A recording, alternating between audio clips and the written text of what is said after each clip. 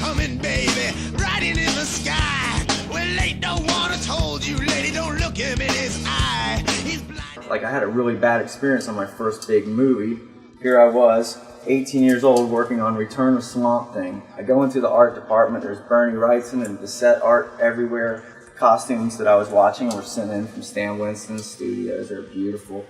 And it was just so terrible because I saw all the waste. Like, I could have made a really great movie at 18 with the resources I had, you know, and it really gave me a bad feeling about working on big movies. Perfect analogy I can give you is I wanted to be Lon Chaney from London After Midnight for Halloween one year, and my dad was like, no way. And then he was like, oh, guess what? Milk crates, milk jugs were white plastic back then, so he took the corner, cut the teeth out, so I had the shark teeth. He took a trash bag, cut it up, had the black batwing cape. We spent 10 cents at the 5 and dime on a piece of black cardstock. He made me a top hat, took a wine cork, burned it, and showed me how to do a Dick Smith wrinkle map, you know, because he had the makeup manual. And there I was, the 25-cent Lon Chaney London After Midnight. It's like a 20-25 minute comedy magic show with dancing ghouls and educational value, and it starts. It's a live act, and then we show like a classic monster movie. You know, we try to do them in, you know, big theaters or whatever. And it's grown over the years. Even though we lost the theater, we've started doing it again at Avondale. But like people like Kirk Hammett from Metallica is a big fan of it, and he hired me to go out with Metallica and host stuff with them. And you know, he collects all this stuff, and you know, it's something we've been trying to get it for TV forever. You know, because Atlanta needs another horror host. I just said I'm gonna focus on one thing instead of like tattooing, special effects, music. You know, I said, well, I'm gonna quit playing music because I had just been in a band and we had just done 270 shows in like 14 months, and my girlfriend at the time was in the band and we were, you know, that was ending. So I was like, you know, I'm gonna quit playing music. I'm just gonna focus on this. Rob Zombie came to town and shot Halloween 2 here and had me work on that, and I did a whole bunch of work on that, and I was just like, yeah, I'm just gonna do what I've always known I was supposed to do and just focus on just making monsters and special effects. And it's been good to focus. You know, even though this world, I get it all. I get the illustration because I'm a production designer. I get the design work. I get the hands-on sculpting. You know, I get to still be a rock star on set and entertain people, you know, because we got to keep the energy up as special effects guys, because we're the first people to see these guys in the morning, and we're the last people they see when they're cleaning them up. So we got to be fun, you know. We try to be.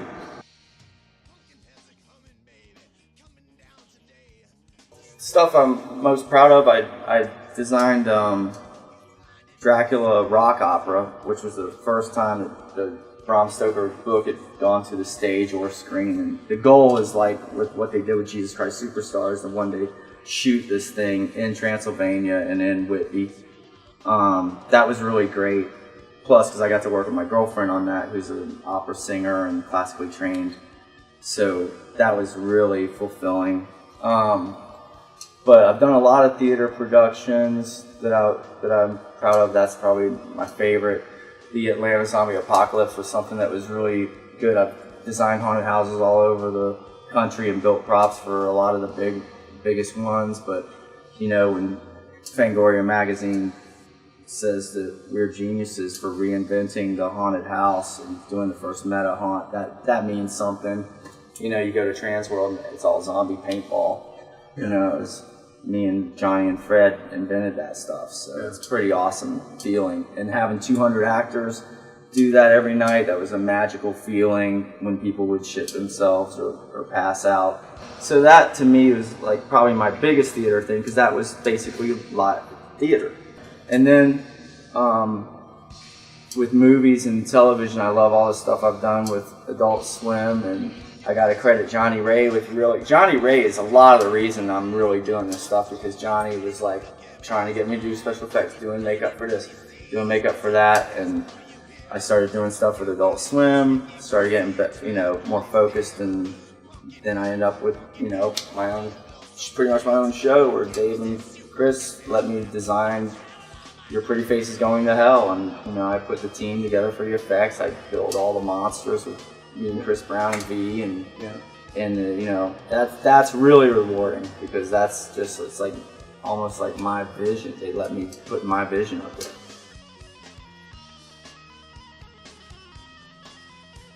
We can do anything in here. We've blown up cars. We've dropped buildings. We create full-size monster suits, rubber. We make silicone bodies that look just like real people and feel like real people. And we can basically do anything. We have what we can't do, like we do these big installations. That if our welding guys and our electrical guys, then I've got guys that do it, So I can bring in all this stuff for when we're doing big installations with the Braves or whoever. Right. We do a lot. It's not just monsters. We make cute mascots and cute puppets. Somebody calls, we need a chocolate cell phone. Well, we build chocolate cell phones or whatever anybody needs. I should have bought Yollywood when I started saying it 15 years ago, because I always thought it was gonna come here. It's perfect. Gets a little hot, but I'm not surprised at all. That Godzilla is shooting right 5 miles from here. I'm still trying to figure out how to get on that set. But I don't think it's going anywhere. It's always been here. It's just now LA and New York need to know that the talent is here too. They're not taking chances on Atlanta talent yet. But, I've been working on bigger stuff. Not just musicians and actors, but the whole scene is here. Like I said, in New York and LA, you've got these movie studios, you've got things happening, but in Atlanta, or in the Southeast and the surrounding cities, we were raised on weird stuff like this. Like I said, this Ted Turner programming thing. Me and Jim Stacy and MacGuyver have talked about this a lot. It really warped people, made people into artists, so now we have all these people that worked hard at their craft, and they've got work ethic and they've studied. Just because they haven't done the stuff as much on set doesn't mean they're not doing it now and really making big impressions.